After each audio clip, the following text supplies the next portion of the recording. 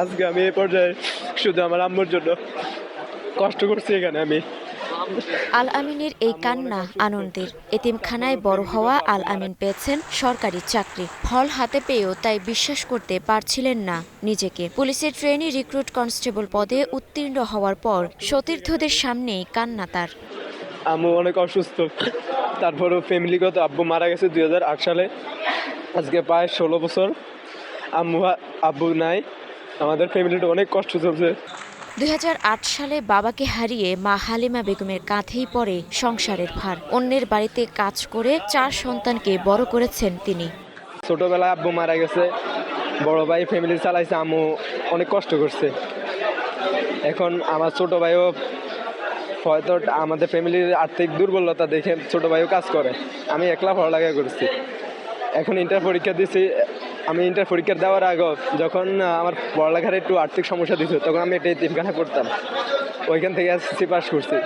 শুধু আল আমিন নয়, একইভাবে উত্তীর্ণ হয়েছেন এমরান হোসেনও। সিএনজি চালক বাবার সংসারে খেয়ে না খেয়ে বড় হওয়া তরুণ এমরান। ফল শুনেই বাবাকে জড়িয়ে কান্নায় ভেঙে পড়েন তিনি।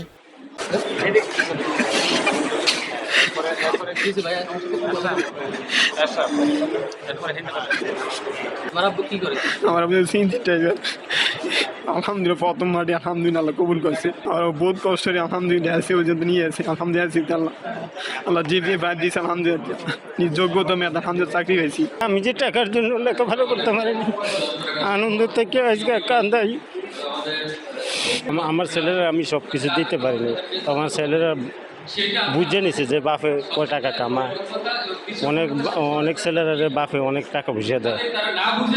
কলেজও আইয়ে পলিটেকনিক্যালে আইয়ে এখানে আপ ডাউন গাড়ি ভাড়া লাগিয়ে যায় 100 টাকার উপরে। আমার ছেলে প্রাইভেট পরে ইয়ে হচ্ছে, আমার থেকে পুরো টাকা নিত না। প্রাইভেট পরে চলতো।